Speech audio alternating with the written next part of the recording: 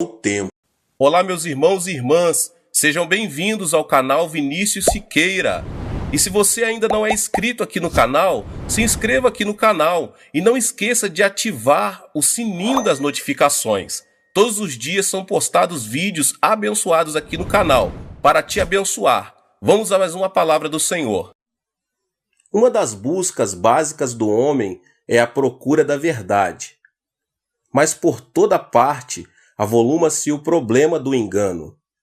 Além disso, antes de que se encontre a verdade, é preciso destruir o engano. Os crentes encontram-se empenhados numa guerra de emancipação espiritual contínua. Uma de suas tarefas primárias é a destruição do engano na mente. Os incrédulos vivem sob o domínio de Satanás, sofrendo a maldição da morte desde o tempo de Adão. Não apenas temos a responsabilidade de destruir o engano ao nosso redor, mas também somos obrigados a lutar a fim de livrar os outros dele. A chave da destruição do engano encontra-se na palavra de Deus, a Bíblia. Porque as armas da nossa milícia não são carnais, e sim poderosas em Deus para destruir fortalezas, 2 Coríntios 10:4. Se desejamos destruir as fortalezas do engano na mente, devemos usar armas divinas, armas de poder permanente, não de força temporária. A passagem bíblica que eu acabei de citar continua dando a maneira tríplice pelo qual o engano pode ser erradicado da mente da pessoa, anulando sofismas e toda altivez que se levanta contra o conhecimento de Deus, levando cativo todo pensamento à obediência a Cristo. O verso 5 desse texto. O engano pode ser destruído de 3 maneiras.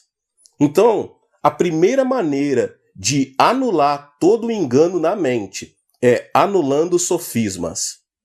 Uma maneira de lutar contra os enganos de Satanás é anular sofismas, raciocínios humanos. Se você e eu desejarmos destruir o engano, devemos anular sofismas, quebrar argumentos orgulhosos e demolir a sabedoria humana. Ao ler em Gênesis a respeito da vida de Adão e Eva no Jardim do Éden, podemos perceber os princípios do engano de Satanás. No jardim, Adão e Eva tinham permissão para comer todo tipo de alimento maravilhoso, com exceção de um, o fruto da árvore do centro do jardim, a árvore do conhecimento do bem e do mal. Deus disse-lhes que estavam proibidos de comer dessa árvore. De toda a árvore do jardim comerás, mas da árvore do conhecimento do bem e do mal não comerás, porque no dia em que comeres dela, certamente morrerás. Isso está em Gênesis, no capítulo 2, versos 16 e 17. Em certo sentido, a árvore do conhecimento do bem e do mal era o fruto do raciocínio. Deus tinha e ainda tem autoridade absoluta. Seus mandamentos devem ser obedecidos incondicionalmente, sem o uso do raciocínio humano, referente ao bem e ao mal. Ao entrar Satanás no Jardim do Éden, manobrou a situação de tal maneira que o mandamento de Deus tornou-se objeto de sofismas, raciocínios sobre o bem e o mal. A história do livro de Gênesis ressalta tal fato. Mas a serpente, mais sagaz que todos os animais selváticos que o Senhor tinha feito, disse à mulher: E assim que Deus disse, não comereis de toda a árvore do jardim? Respondeu-lhe a mulher: Do fruto das árvores do jardim podemos comer, mas do fruto da árvore que está no meio do jardim, disse Deus: Dele não comereis, nem tocareis nele, para que não morrais. Então a serpente disse à mulher: É certo que não morrereis. Porque Deus sabe que no dia em que dele comerdes, se vos abrirão os olhos, e como Deus, sereis conhecedores do bem e do mal. Isso está em Gênesis, no capítulo 3. Os raciocínios centralizados no homem sobre o bem e o mal requerem que a posição do homem na presença de Deus passe de um ser criado à de um ser independente. Se o homem vir os mandamentos de Deus apenas com a sua própria medida de bem e mal, afirma ser igual ao seu Criador, está no mesmo nível de pensamento e tomada de decisão de Deus. Na realidade, isto é rebelião. Satanás tentou trazer a palavra de Deus ao ponto do argumento perante Eva, mas jamais se deve discutir com a palavra divina. Os mandamentos de Deus devem ser executados com detalhes. Foi aqui que Adão e Eva cometeram o grande erro. Colocaram a palavra de Deus no nível da discussão e argumento. Como resultado disso, foram enganados e comeram do fruto da árvore do conhecimento do bem e do mal. E com os bocados da rebelião, declararam sua independência de Deus e sua igualdade com Ele. É impossível que o ser criado seja igual ao Criador, mas por causa do engano de Satanás, isto foi o que Adão e Eva tentaram fazer. E por terem agido à base de suas imaginações, de seus raciocínios humanos, quebraram a comunhão com Deus, cometendo o pecado que trouxe a separação. Em vez de anular os sofismas, permitiram que o engano lhes abrisse a mente e foram expulsos do jardim do Éden. Em essência, a história do rei Saul do Antigo Testamento está cheia de sofismas aos quais se permitiu ter precedência. Uma história de rebeldia dos raciocínios humanos. Saul recebeu um mandamento claro de Deus. Os amalequitas haviam atacado os israelitas enquanto vinham do Egito. Deus agora ia vingar o seu mal e mandou que Saul destruísse por completo a nação amalequita. Isso está em 1 Samuel capítulo 15, no verso 3. Todas as pessoas e também todo o gado deverão ser destruídos.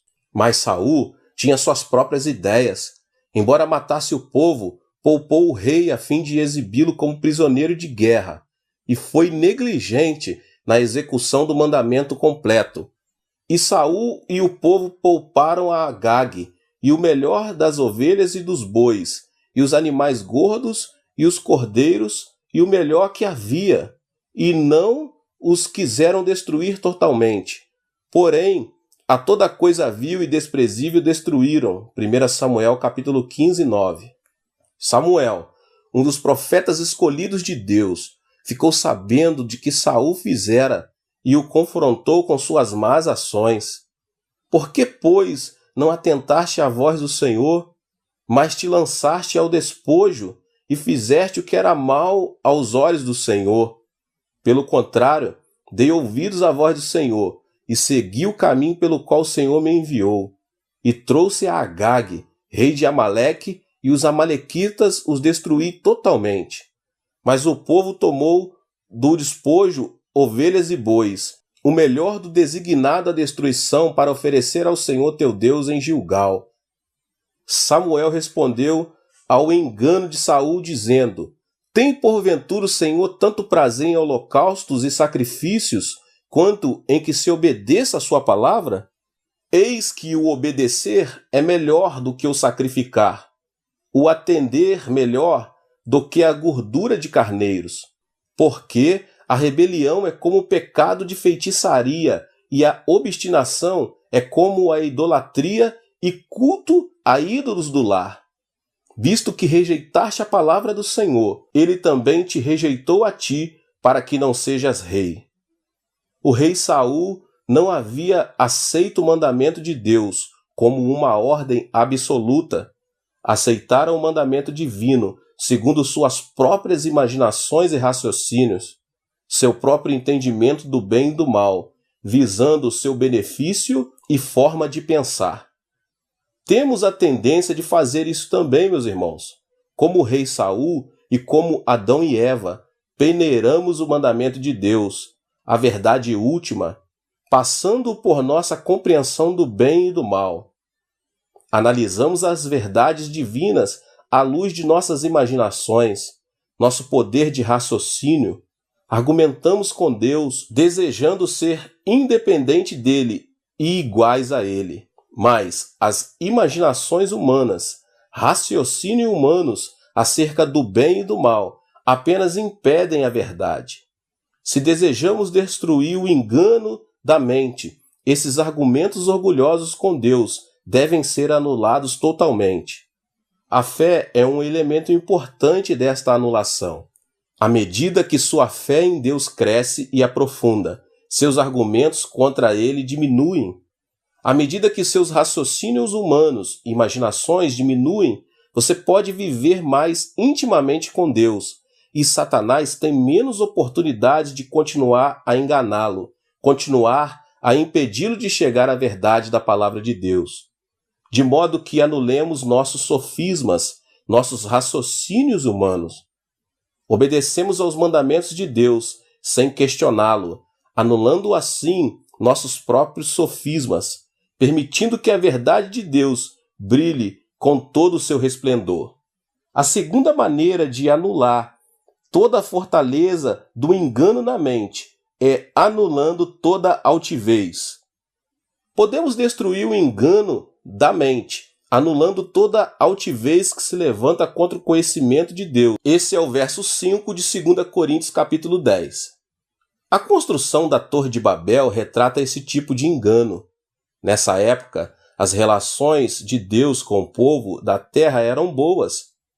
Depois do dilúvio, Deus prometeu: enquanto durar a terra, não deixará de haver sementeira e ceifa, frio e calor, verão e inverno, dia e noite. Gênesis 8:22. Deus completou esta promessa de continuidade perpétua com um conjunto claro de instruções: sede fecundos e multiplicai-vos, povoai a terra e multiplicai-vos nela. Gênesis 9:7. Mas o povo rebelou-se contra o plano de Deus. Ora, em toda a terra havia apenas uma linguagem e uma maneira de falar. Sucedeu que, partindo eles do Oriente, deram uma planície na terra de Sinear e habitaram ali. E disseram uns aos outros: vinde, façamos tijolos e queimemo-los bem. Os tijolos serviram-lhe de pedra e o betume de argamassa. Disseram: vinde, edifiquemos para nós uma cidade e uma torre cujo topo chegue até os céus, e tornemos célebre o nosso nome, para que não sejamos espalhados por toda a terra. Gênesis 11, do 1 ao 4. Note a intenção deles de construírem uma torre cujo topo chegue até os céus, a fim de que não sejamos espalhados por toda a terra. Seu engano surgiu de um desejo de construírem um monumento orgulhoso e eterno para si mesmos. Elevaram o reconhecimento próprio acima do reconhecimento de Deus. Deus lhes havia ordenado que se espalhassem e povoassem a terra, mas queriam o oposto, ajuntar-se e ficarem reunidos, um grupo de deuses autossuficientes e independentes. Por causa do seu engano, Deus foi forçado a agir. Deu-lhes línguas diferentes, trazendo confusão, que deu origem ao nome da sua cidade, Babel. Com línguas diferentes e compreensão confusa, o projeto de construção da torre parou. E logo começaram a espalhar-se mais, usando grupos de língua comum como pontos de unidade. Este mesmo tipo de ocorrência tem se dado repetidamente. Quando procuramos exaltar-nos a nós mesmos acima de Deus, tornamo-nos parte de um engano que deve ser confundido e detido. A linguagem é o veículo de ideias e ideologias. Por todo o mundo há múltiplas ideologias: comunismo, capitalismo, neutralismo, humanismo. A humanidade está sendo confundida, assim como o povo foi confundido na Torre de Babel, porque tem tentado elevar-se à igualdade com Deus, em desobediência a seus mandamentos. Por esse motivo, Deus tem permitido que um espírito de confusão domine o mundo todo hoje. A destruição do Império Romano também exemplifica este tipo de engano. A hierarquia religiosa romana tornou-se uma torre de Babel espiritual. Então Deus fez com que esse grande império se confundisse. Dividiu-se em dois, do Oriente e do Ocidente, que foram destruídos por invasões de bárbaros. Outras civilizações também trouxeram consigo este engano destrutivo. O historiador Toynbee escreveu que no século XX, mais de 20 civilizações se levantaram e caíram.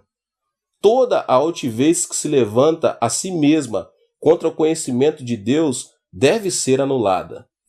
E a terceira e última maneira de destruir as fortalezas do engano na mente são os pensamentos cativos.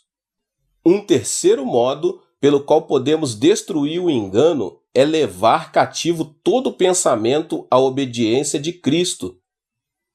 Nestas palavras encontra-se uma importante verdade.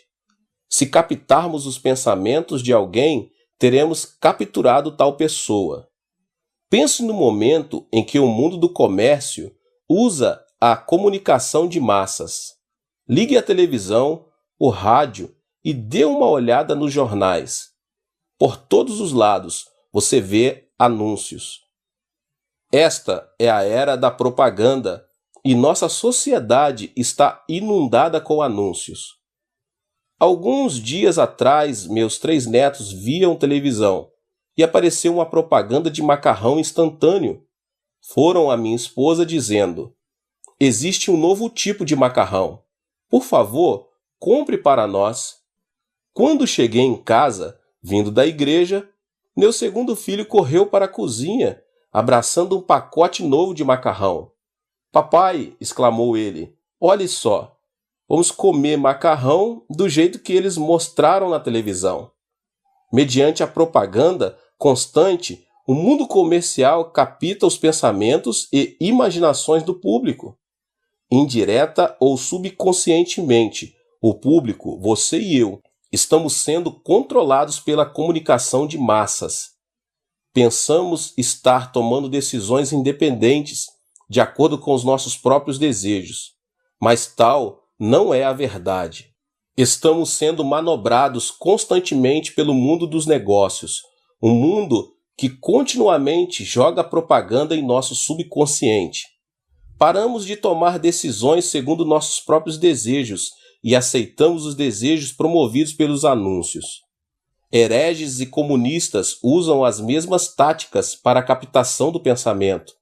Lavam o cérebro das pessoas, tornando-as escravas de suas ideologias e exigências. Somente quando nosso pensamento tornar-se cativo de Cristo, poderemos destruir o engano por completo. Somente então poderemos ter a liberdade da verdade. O próprio Jesus Cristo é a verdade última que nos leva à vida, à libertação, à liberdade e às bênçãos. A fim de destruir o engano na mente e desfrutar da verdade divina, seus pensamentos devem ser levados à obediência de Cristo. Tente absorver os pensamentos de Jesus em sua mente. Imprima-os em sua mente mediante o estudo da palavra de Deus e a meditação. Leia a Bíblia e medite nela com diligência e deixe que ela se torne parte do seu processo de pensamento diariamente. Vá à igreja regularmente e ouça com atenção os sermões e ensinamentos apresentados. Tenha um caderno em mãos, anota tudo que está sendo dito e, principalmente, comente sobre o que está sendo pregado. Peça que o Espírito Santo o ajude.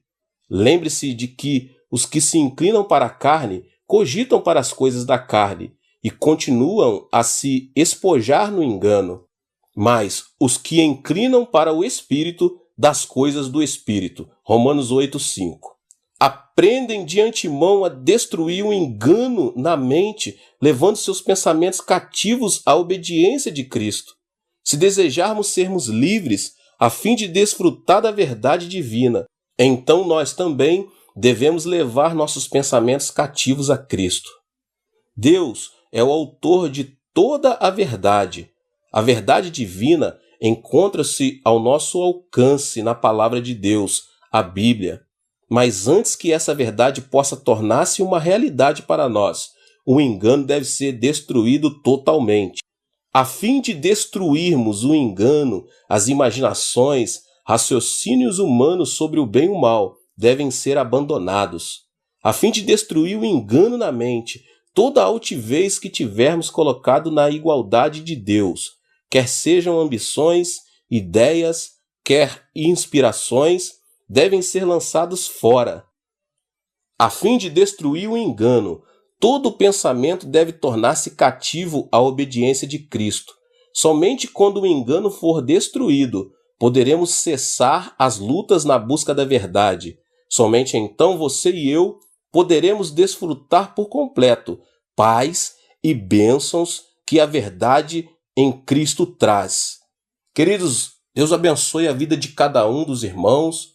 Você que chegou talvez pela primeira vez aqui neste canal e foi impactado por essa palavra. Que Deus possa te abençoar ainda mais. Mas se inscreva aqui no canal, ative o sininho das notificações para que você não perca nenhum vídeo que está sendo postado aqui neste canal tão abençoado, que tem abençoado centenas e milhares de pessoas. Eu convido a você para que você possa deixar também aqui o seu like e não esqueça de compartilhar este vídeo com as pessoas que você mais ama. Nos vemos nos próximos vídeos, nesta série tão abençoada do pastor David Poyong Cho. Até mais. Deus te abençoe. Tchau, tchau. Que o ímpio abandone o seu caminho e o homem mau os seus pensamentos. Volte-se ele para o Senhor, que terá misericórdia dele. Volte-se para o nosso Deus, pois ele dá de bom grado o seu perdão. Isaías 55:7. Quando uma pessoa sofre um dano cerebral, parte de seu cérebro ou a totalidade dele passa a ficar paralisada, incapacitada.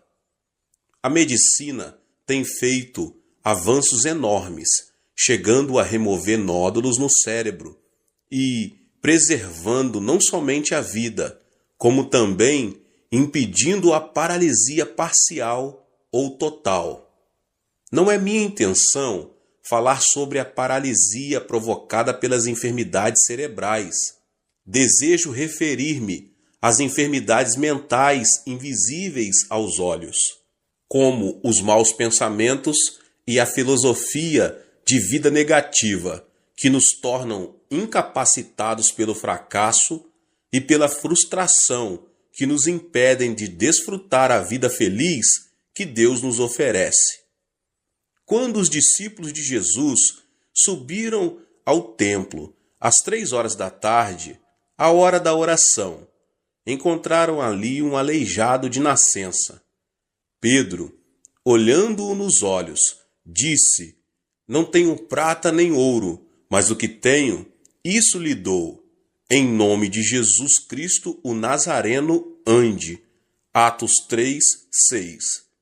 Imediatamente, quando Pedro o segurou pela mão e o levantou, e os pés e os tornozelos do homem ficaram firmes, ele deu um salto, pôs-se em pé e começou a andar.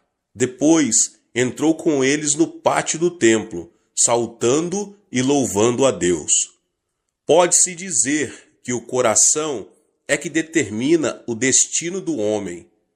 Por essa razão, o sábio diz em Provérbios 4:23, acima de tudo, guarde o seu coração, pois dele depende toda a sua vida. E Jesus, em Mateus 8:13, diz, como você creu, assim lhe acontecerá. O que significa isso? Quer dizer que a mente é a origem do estilo de vida e a vida é o resultado daquilo que pensamos.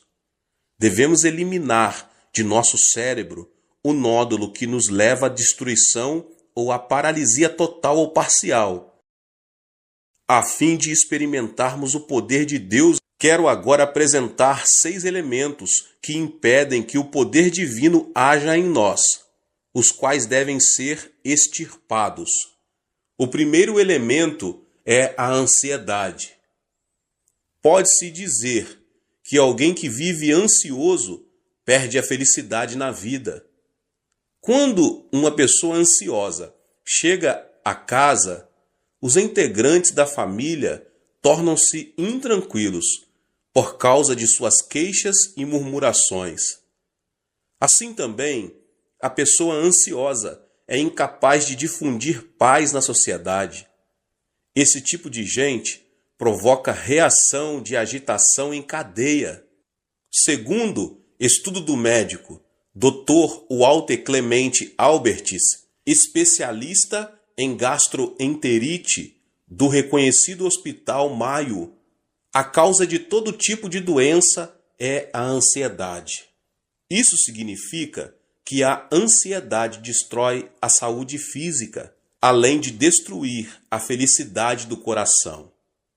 Qual é a causa da ansiedade? Apresento aqui duas de suas origens. A primeira origem da ansiedade, as circunstâncias produzem ansiedade.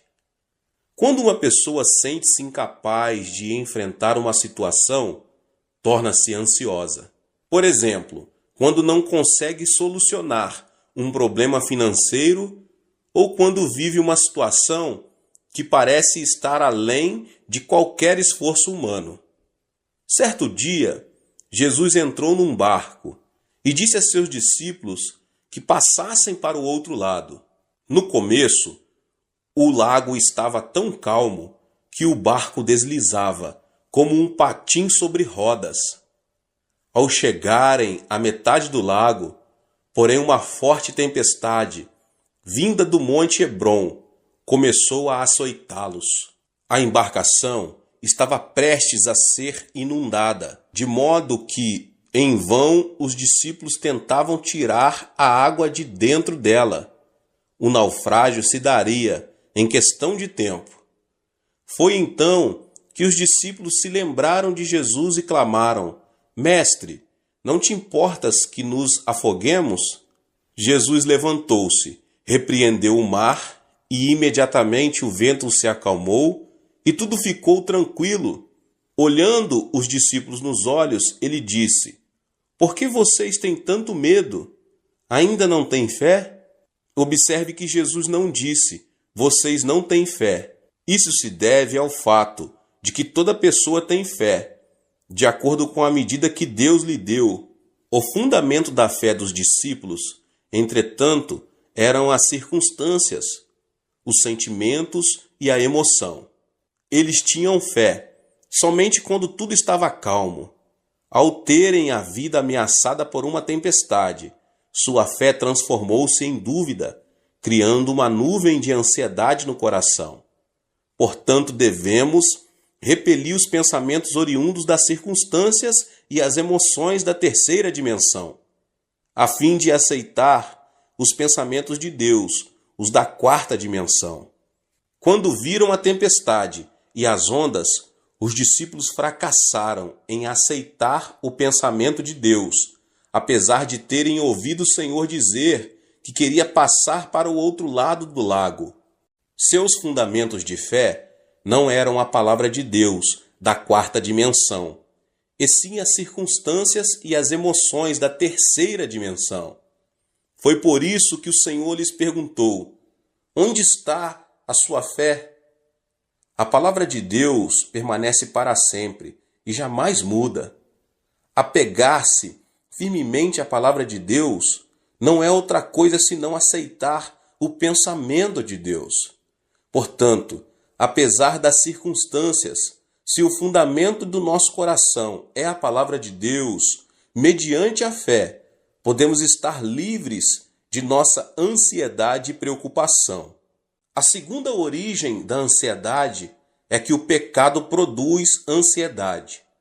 Quando peca, a pessoa torna-se ansiosa, porque perde a confiança diante de Deus. O pecado separa o homem de Deus.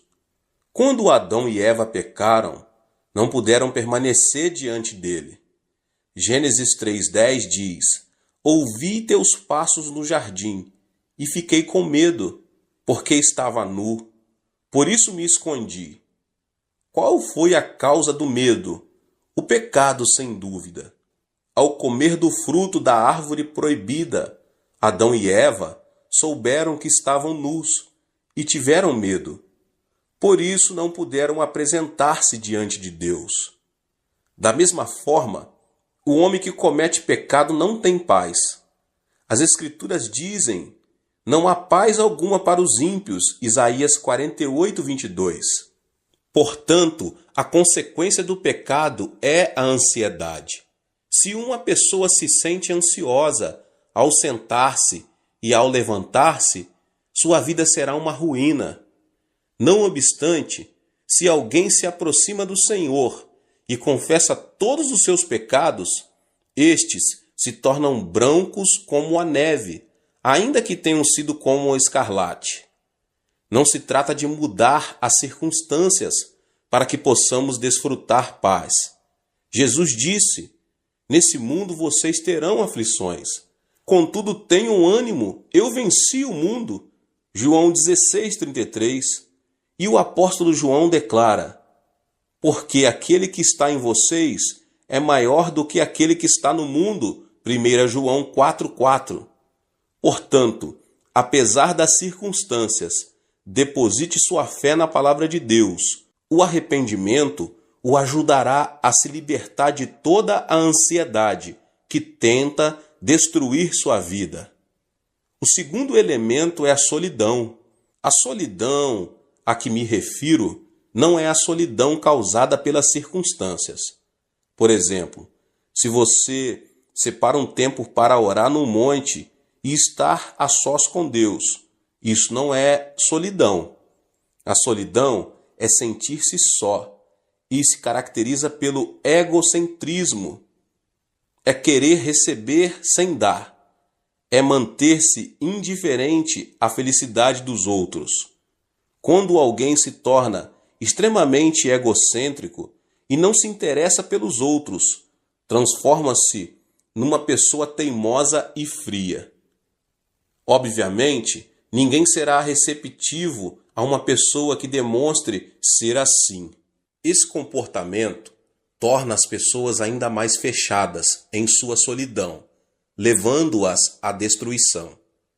Deus não criou o homem como um ser solitário.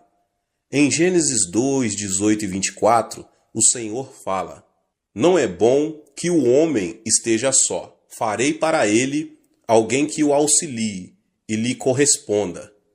Por essa razão, o homem deixará pai e mãe e se unirá à sua mulher, e eles se tornarão uma só carne.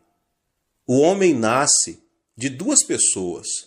No idioma chinês, a palavra homem é representada por caracteres formados por dois traços que se apoiam entre si. Ou seja, são duas pessoas que formam uma unidade. Por isso Jesus orou ao Pai, dizendo: Pai nosso que estás nos céus. Não é o plano de Deus que o homem esteja só. Até mesmo na natureza de pregar o Evangelho, Jesus enviou os seus discípulos em duplas. O apóstolo Paulo sempre esteve acompanhado de Barnabé. Depois de uma discussão entre eles, Paulo juntou-se a Silas e Barnabé a João Marcos. Portanto, quem se considera santo e justo e gosta de estar sozinho, não é um santo verdadeiro. Nada mais é do que um egoísta. Temos de desfazer a solidão do nosso coração, que nada mais faz senão destruir a nossa vida. Agora, o terceiro elemento é a indecisão. A fé sem obras é morta. Quando alguém duvida e vacila entre uma e outra coisa, denota ser uma pessoa indecisa. E uma pessoa indecisa caracteriza-se pela falta de responsabilidade e receio, o fracasso e o erro. Muitas vezes, no dia a dia, o pastor precisa trabalhar como um agente imobiliário. Acontece que as pessoas se aproximam e pedem: Pastor, o senhor poderia me apresentar a fulano? Ou então, quero que o senhor me apresente a Beltrano. Para minha surpresa, nesse aspecto, tive êxito apenas em uma ocasião. Se uma pessoa não se decide quando tem ainda a possibilidade de escolher seu futuro cônjuge, nunca poderá deixar de ser um solteirão ou uma solteirona. No mundo, não existe homem perfeito ou mulher perfeita. É preciso primeiro casar para depois adaptar-se ao cônjuge. Hoje em dia, muitos fracassam por falta de decisão. Surgem as oportunidades, mas estas são perdidas por causa da indecisão com que enfrentam a vida. Ao longo de minha vida, nunca vi uma pessoa extraordinariamente inteligente que tenha conseguido grandes coisas. Os chamados inteligentes pensam demais e dizem: é preciso descartar esta possibilidade. Isto não funcionará. Ainda não chegou a hora de pôr isto ou aquilo em ação. O tempo passa e, no final das contas, eles não fazem nada. Portanto, podemos vencer se, com convicção, seguirmos em frente. Alguns membros da minha igreja já vieram a mim e perguntaram: Pastor, o senhor acredita que será bom para mim emigrar para outro país? O que o senhor acha de eu começar um novo negócio? Devo continuar a fazer o que eu estou fazendo? Esperam então que eu tome a decisão por eles. Diante dessa situação, eu simplesmente aconselho: não me peça que tome a decisão por você. Vá ao monte da oração e ore. Clame a Deus, que certamente dirá que caminho você deve seguir. Diante da dúvida ou incerteza, devemos nos apegar a Deus e pedir-lhe de todo o coração que nos oriente. Então, Deus nos ajudará a tomar a decisão correta. Em Tiago 1, do 6 ao 8, diz: peça, porém, com fé, sem duvidar, pois aquele que duvida é semelhante à onda do mar, levada e agitada pelo vento. Não pense que tal pessoa receberá coisa alguma do Senhor, pois tem mente dividida e é instável em tudo que faz. O Senhor disse que não abençoaria pessoas indecisas. Remova a indecisão com o pensamento de Deus. Livre-se da indecisão. Assim, você poderá alcançar sucesso em sua vida. O quarto elemento é a ira. Temos a tendência de nos irritar com extrema facilidade, tanto em casa como no ambiente de trabalho.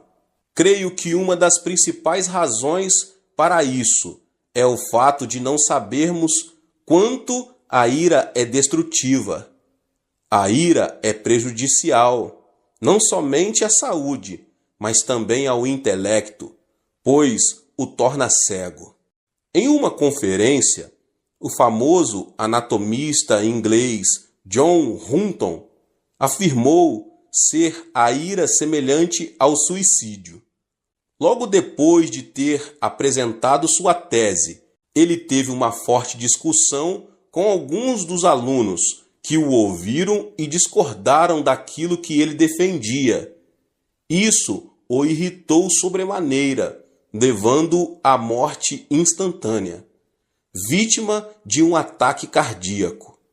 As palavras de John Hutton causaram grande repercussão por causa de sua morte trágica.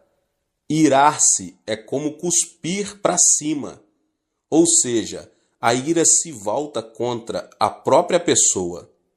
A Bíblia diz que a ira rebaixa o nível da pessoa e o transforma em ignorante. A sabedoria do homem lhe dá paciência. Sua glória é ignorar as ofensas. Provérbios 19, 11. O homem paciente dá prova de grande entendimento, mas o precipitado revela a insensatez, Provérbios 14, 29. Além disso, a ira nos separa da alegria de Deus, porque irritar-se é cometer o mal na presença divina. Existem hoje muitas famílias destruídas por palavras cheias de ira. É aconselhável falar pacificamente, em tom moderado, ainda que seja em momento de ira. Quando preciso aconselhar pessoas que têm a tendência a se irar facilmente, digo: quando você voltar a se irritar, abaixe a voz e fale devagar. Se a sua esposa cometeu um erro grave, não levante a voz dizendo: querida, porque isso o levará a irar-se ainda mais. Fale em tom baixo e suave: querida. Qualquer pessoa tem a experiência de se ter irritado e depois de algum tempo arrepender-se de haver agido dessa forma. A ira destrói tudo. A ira não traz benefício nenhum à sua vida.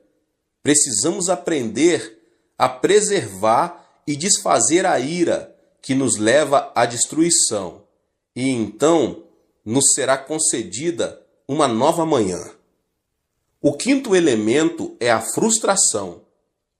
A pessoa que fracassa e tem pensamentos negativos, que fala de forma negativa e age de maneira negativa, é definitivamente alguém cheio de frustração.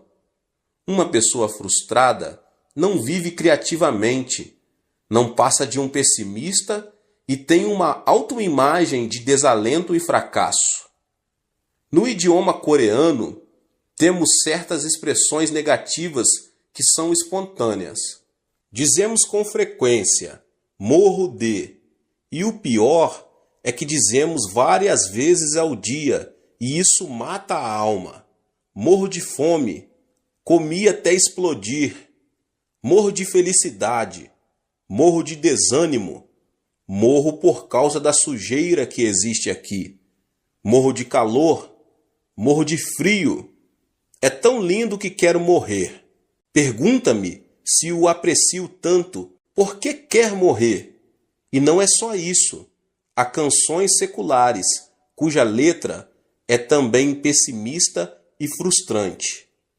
Deus não nos abençoará se vivermos chorando e pronunciando palavras negativas. A Bíblia diz: e caiu na armadilha das palavras que você mesmo disse, está prisioneiro do que falou. Provérbios 6, 2. Isso sugere a importância das palavras em nossa vida. Portanto, se falarmos palavras negativas, vamos viver sob a sombra da frustração. Tenho recebido muitas cartas que chegam do interior do país. No entanto, se o conteúdo da carta é negativo e frustrante, deixo de responder a ela. Ao contrário, se a pessoa que a escreveu, embora diante de frustração e de um panorama desalentador, denota a esperança, oro por ela e faço tudo o que posso para ajudá-la. Sabe qual é a diferença entre uma pessoa de sucesso e uma pessoa fracassada? As bem-sucedidas não se mostram frustradas diante de um eventual fracasso e logo se colocam em pé novamente. Ao contrário, as pessoas fracassadas denotam frustração, desanimam e cruzam os braços. Aqui está a diferença. A chave do êxito da vida está em ter coragem e não desanimar nunca. Aos 70 anos, com uma dívida de milhares de dólares, o coronel Sanders foi à falência. Ficou tão abalado que foi internado num hospital. Mesmo assim, não conseguia conciliar o sono. Certo dia, bem de madrugada, ouviu um hino que dizia: não esmoreças, Deus te protege. Descansa sob suas asas, Deus te protege. Como um sonâmbulo, dirigiu-se ao lugar de onde vinha o cântico. O hino vinha de uma pequena igreja. Ao entrar, encontrou uma senhora idosa que cantava o hino, curvada diante do altar. A voz daquela senhora parecia a voz de um anjo. No mesmo instante, ele se arrependeu e entregou sua vida ao Senhor. Repentinamente, sentiu uma grande paz. A paz que só desfrutam as pessoas que caminham com o Senhor. Antes de entrar em falência, Sanders era o dono de uma empresa. Decidiu esquecer seu passado e começar tudo de novo como cartonador. Não foi nada fácil. Entretanto, ele superou a adversidade, confiou no Senhor e, sob a orientação do Espírito Santo, começou a vender frango frito. Hoje, ele é um milionário conhecido em todo o mundo. Esta é a história de Sanders Chicken, mais conhecido como KFC. Assim também, devemos nos livrar da frustração que nos leva ao fracasso. E o sexto e último elemento é o autoabandono. Atualmente, as histórias de criminosos se têm transformado em filmes. A história de Shi Kang-hun, que conseguiu fugir da cadeia com um grupo de colegas, está numa tela gigante, sob o título Holiday. Esse tipo de material cinematográfico tem o mérito de nos ajudar a ver a sociedade de outro ponto de vista. Mas a filosofia de vida, o que tiver de ser será, dos protagonistas não é nada edificante. Faz alguns anos que Yu Yong assassinou 26 pessoas no espaço de 10 meses, o que causou um grande horror à sociedade coreana. Ele perdeu o pai num acidente de trânsito, quando ainda era menino, e a pobreza fez que esse homem visse a vida de forma tenebrosa. Depois de várias prisões, e quando sua esposa não suportou mais a situação e decidiu divorciar-se, ele abandonou tudo e transformou-se num assassino. Essa é uma história trágica da consciência do autoabandono. Conheço uma família em que o esposo é formado pela Faculdade de Medicina da Universidade de Tóquio e agora é professor de uma faculdade na Califórnia. Sua esposa é também profissional. Não obstante, uma pequena diferença de opiniões os separou emocionalmente. Ao final, acabaram sendo vencidos. O esposo começou a delirar e pensava que a esposa o queria assassinar. Por isso, dormia com uma faca à sua cabeceira.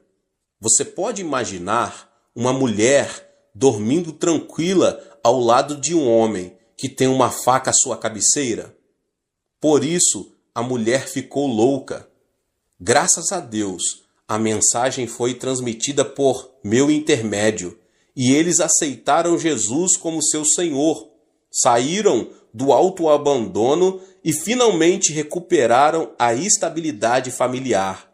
Devemos nos livrar do veneno do autoabandono que destrói a nossa vida. Gênesis 2,15 narra: o Senhor Deus colocou o homem no jardim do Éden para cuidar dele e cultivá-lo. O jardim do Éden não é outra coisa senão o nosso coração. Na antiguidade, a fonte de vida encontrava-se no Éden, mas na atualidade, a fonte de vida se encontra no coração. O Deus que disse ao homem para cuidar do Éden, hoje nos manda cuidar do nosso coração. É necessário que os nossos pensamentos se fundamentem na palavra de Deus, para que o nosso coração seja preservado. Ou seja, o sucesso e o fracasso não dependem do destino. Podemos ser felizes se, mediante o pensamento de Deus, conseguirmos extirpar os 6 tumores do coração, a saber, a ansiedade, a solidão, a indecisão, a ira, a frustração e o autoabandono. Que você possa ter força no Senhor, na palavra de Deus, na oração, conseguir retirar da sua vida, em nome de Jesus Cristo, tudo que atrapalha o poder de Deus, o poder divino de atuar na sua vida. Deus abençoe a vida de cada um dos irmãos que ouviram essa palavra do pastor David Puyong Cho. Se você ainda não é inscrito aqui no canal, se inscreva no canal, ative o sininho das notificações para você não perder nenhum vídeo que são postados aqui todos os dias. Deixe também o seu like e não esqueça de compartilhar essa palavra com as pessoas que você mais ama. Nos vemos nos próximos vídeos. Amém.